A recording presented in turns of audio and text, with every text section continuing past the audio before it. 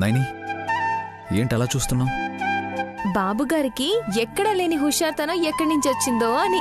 అరే, నీకు చెప్పనే లేదు కదూ.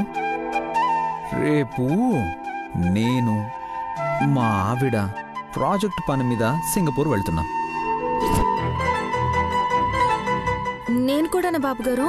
నీ పాస్పోర్ట్ కూడా వచ్చేసిందిగా.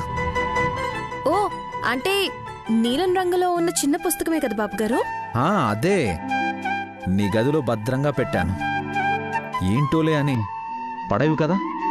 మీరు చెప్పాక అలా ఎలా పారేస్తాను బాబుగారు?